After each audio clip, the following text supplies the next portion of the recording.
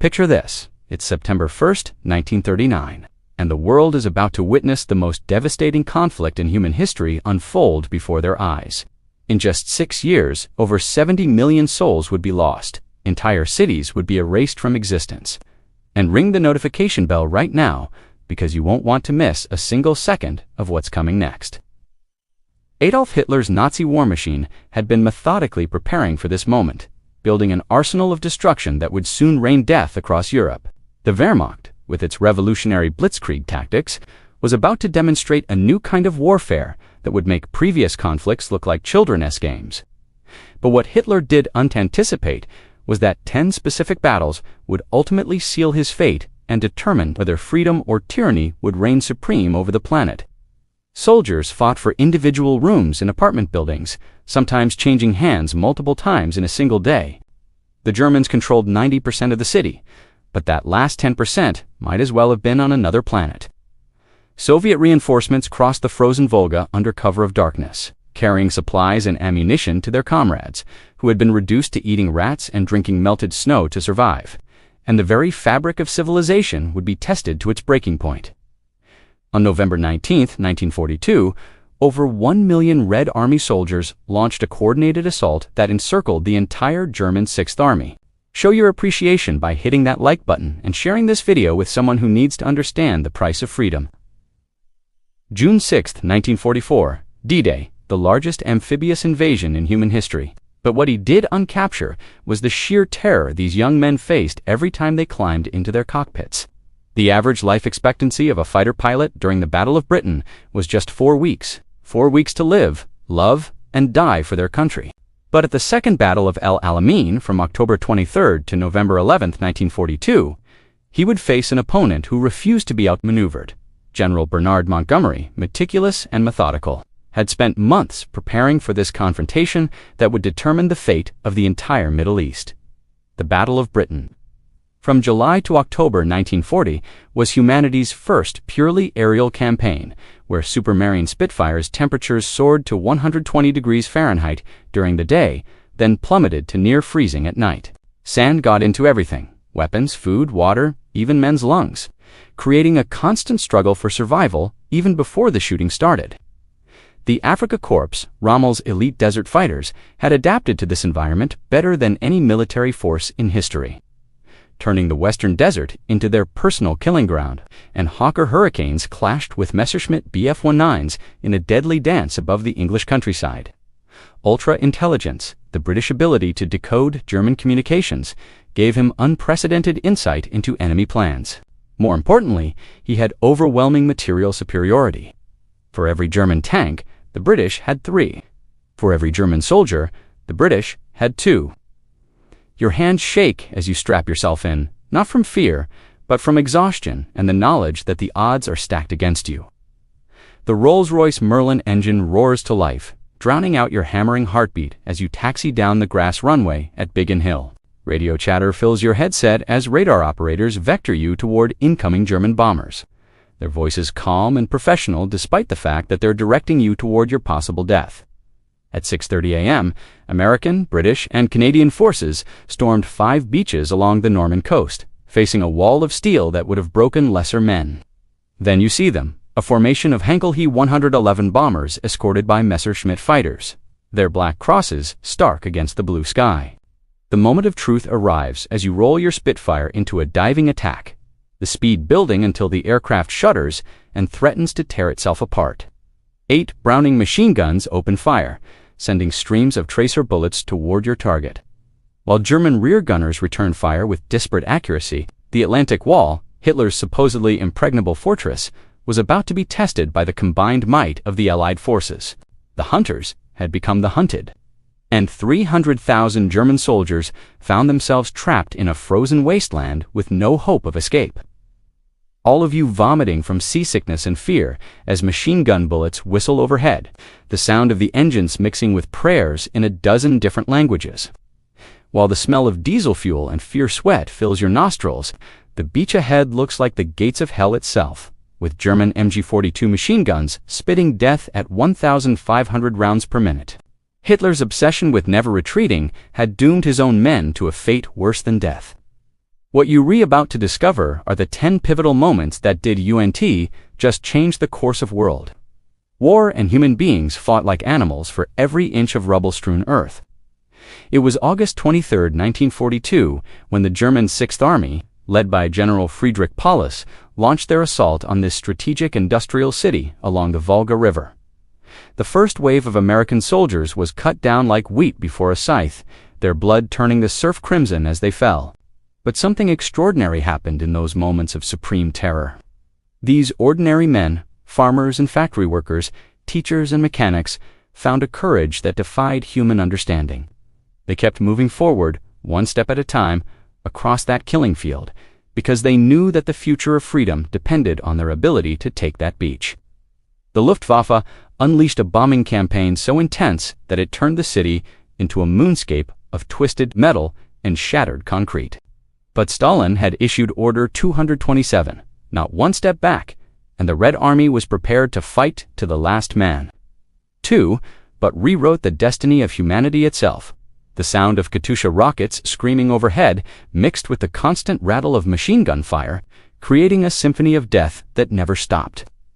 Soviet snipers like Vasily Zaitsev turned the urban warfare into a deadly game of cat and mouse, picking off German officers with surgical precision.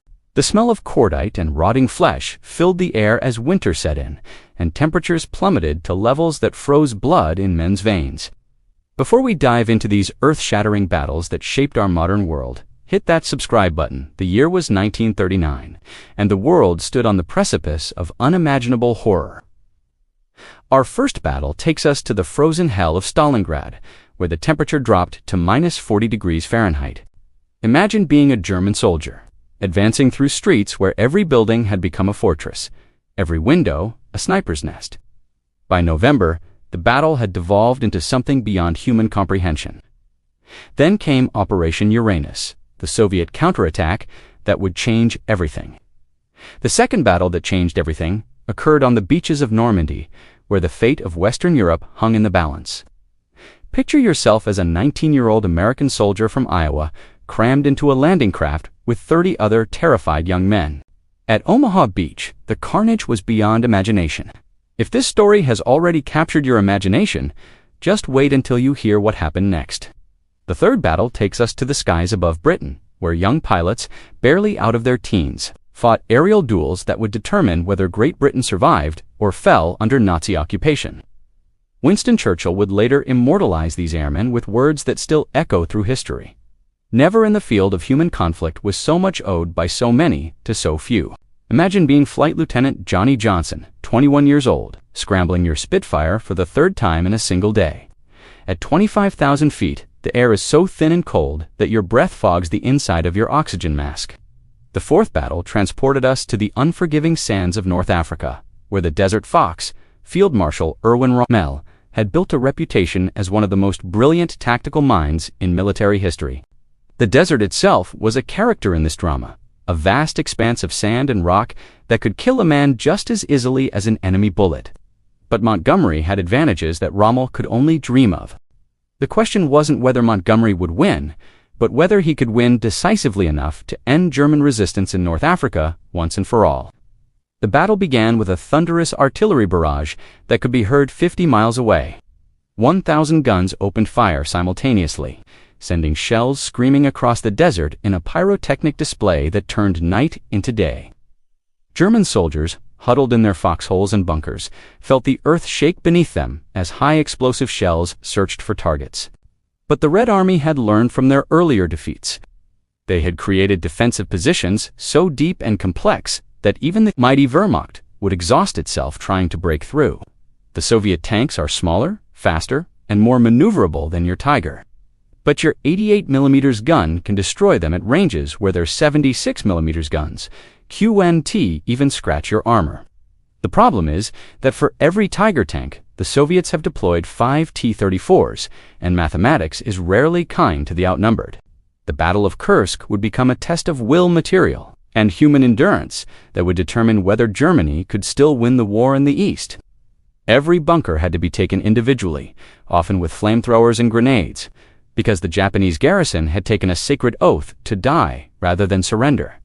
For 872 days, from September 8, 1941, to January 27, 1944, the city of 3 million people was completely surrounded by German and Finnish forces. What followed was a nightmare of starvation, disease, and death that claimed over 1 million civilian lives. But it was also a testament to human resilience that defied every prediction of military science. Banzai charges, mass infantry attacks led by sword-wielding officers, turned nighttime into a horror show where the living fought alongside the dead in trenches that ran red with blood. The Battle of Okinawa, from April 1 to June 22, 1945, was intended to be the final rehearsal for the invasion of Japan itself. Instead, they had constructed the most sophisticated defensive system in military history, a network of caves, tunnels, and bunkers that turned the entire island into a fortress.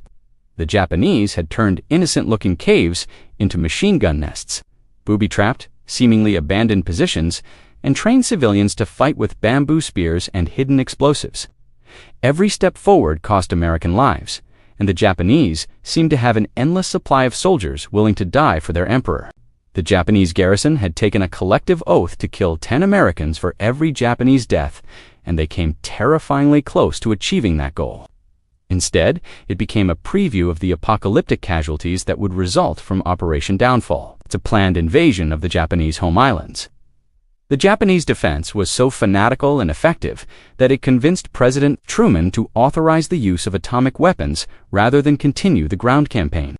The Japanese use of kamikaze attacks against American ships offshore added another dimension of terror as young pilots deliberately crashed their aircraft into American vessels, killing themselves and hundreds of American sailors in acts of suicidal devotion that defied Western understanding. By cutting off all land routes and bombing the few remaining supply lines, they believed that Leningrad would surrender within weeks. What they did not understand was that the people of Leningrad had decided to die as free men and women rather than live as slaves. The siege became a race between German patience and Soviet stubbornness, with the lives of millions hanging in the balance. The Battle of Guadalcanal, from August 7, 1942 to February 9, 1943, was America's first major ground offensive against the Japanese Empire. The temperature has dropped to minus 40 degrees Fahrenheit, and there's no fuel for heating. Your daily food ration consists of 125 grams of bread made from sawdust, cellulose, and whatever grain the authorities could find. That's about 4 slices of bread per day, and it's all that stands between you and starvation. Your neighbors are dying around you, some from hunger, others from cold, and the streets are littered with bodies that are too frozen to bury. The Japanese had constructed an airfield on this seemingly insignificant island, but that airfield represented the key to controlling the entire Southwest Pacific. The Kirov factory continued producing tanks even as shells fell on the assembly lines. The Hermitage Museum staff protected priceless works of art in underground vaults, while eating rats to survive. Children attended school in bomb shelters, learning mathematics and literature, while the city burned around them. The human spirit, tested to its breaking point, proved stronger than German steel. If the Japanese could complete their airbase, they could bomb Australia into submission and cut off American supply lines to the region. If the Americans could capture it, they could begin the Long Island hopping campaign that would eventually reach the Japanese home islands. It was here that American soldiers, sailors, and Marines learned that their enemy would literally fight to the death rather than surrender, creating a psychological warfare challenge unlike anything they had faced in Europe. The smell of cordite mixed with desert dust created a choking cloud that reduced visibility to mere yards. The engine roars beneath you, its 700 horsepower pushing 57 tons of steel toward the enemy lines. Your uniform is soaked with sweat, your boots are rotting on your feet, and you haven't had a hot meal in 2 weeks. Somewhere in the green maze ahead, Japanese soldiers wait in concealed positions, their Arisaka rifles ready to put a bullet through your head the moment you make a mistake. The sound of exotic birds mixes with the distant rumble of artillery, creating an alien soundscape that reminds you just how far from home you really are. Your crew, for other young men who have become closer than brothers, work with practiced efficiency despite the fear that gnaws at their stomachs. The radio crackles with reports of Soviet anti-tank guns hidden in the tall grass, waiting to ambush unwary panzer crews. Our fifth battle takes us to the vast expanses of the Eastern Front, where the largest tank battle in history would unfold across the rolling countryside near the small Russian town of Kursk. Operation Citadel, Hitler's last great offensive on the Eastern Front, began on July 5, 1943. With over 900,000 German soldiers, supported by 2,700 tanks and assault guns. Opposing them were 1.3 million Soviet troops with 3,600 tanks. Dug in behind defensive lines that stretched for hundreds of miles, the Germans had placed their faith in new wonder weapons, the massive Tiger and Panther tanks that could destroy any Soviet armor at long range.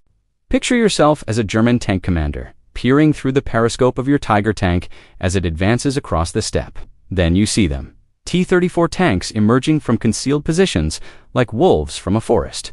The sixth battle shifts our focus to the Pacific Theater, where American forces faced an enemy that had redefined the concept of fanatical resistance.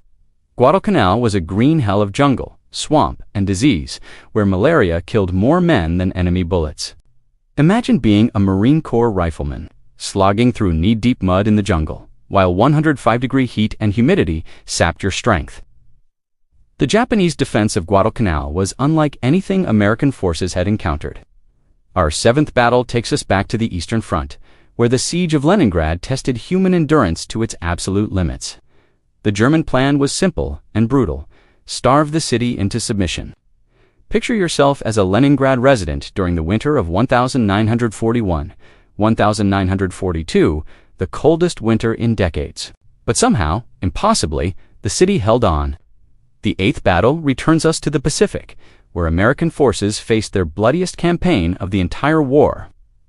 Okinawa was different from every previous Pacific battle, because the Japanese had abandoned their traditional tactics of meeting the Americans at the beaches.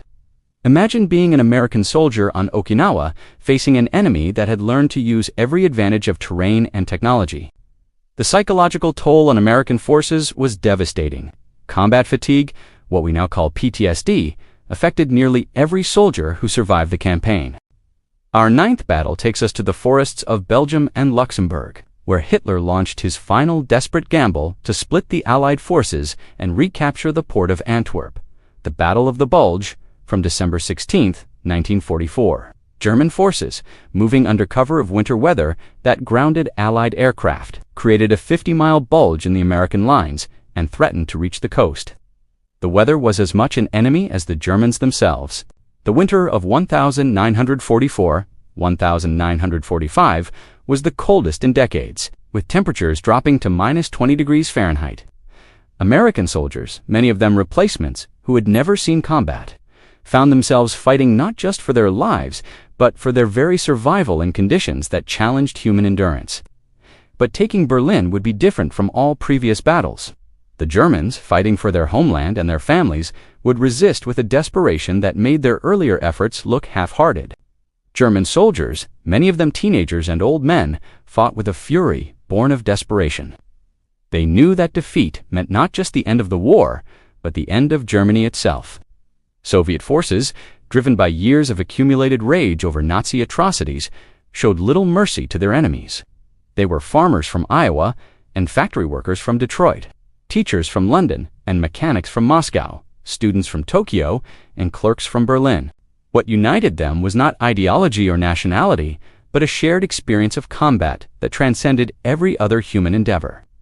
They had looked death in the face and continued fighting, not because they were unafraid, but because they were more afraid of the consequences of defeat. The battle became a race between German collapse and Soviet exhaustion, with the future of Europe hanging in the balance.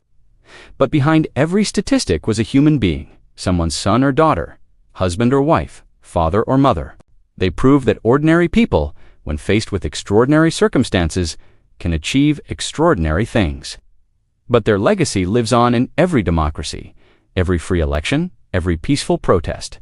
They showed that the human spirit, when tested to its limits, can triumph over seemingly insurmountable odds. If you want to hear more epic stories like this one, hit that subscribe button and ring the notification bell right now. I'll see you in the next video, where we'll explore even more incredible moments that shaped our world. They died so that we could live in a world where freedom, democracy, and human dignity are not just ideals, but realities. Their sacrifice created the world we know today, and their memory continues to challenge us to be worthy of the price they paid. They shaped the geopolitical landscape of the modern world, determining which nations would rise and which would fall, which ideologies would triumph and which would be consigned to history's dustbin. Every generation must be willing to fight for the principles that define civilized society, whether on foreign battlefields or in the courts and legislatures of their own countries. The courage of the soldiers who stormed the beaches of Normandy, the resilience of the civilians who survived the siege of Leningrad, the determination of the pilots who fought over Britain, these examples of human excellence continue to inspire us to be better than we thought possible. The price of liberty is eternal vigilance, and the men and women who died in these battles paid that price with their lives, so that future generations could live in freedom. The United States emerged as a global superpower. The Soviet Union expanded its influence across Eastern Europe, and Germany and Japan were transformed from militaristic empires into peaceful democracies. Every street corner became a battlefield, every building a fortress, every room a potential tomb. The men who had promised to build an empire that would last 1,000 years had lived to see it crumble in just 12. The war in Europe was over, but the cost had been almost beyond human comprehension. Frostbite was as dangerous as German bullets, and many soldiers lost fingers, toes, and limbs to the cold.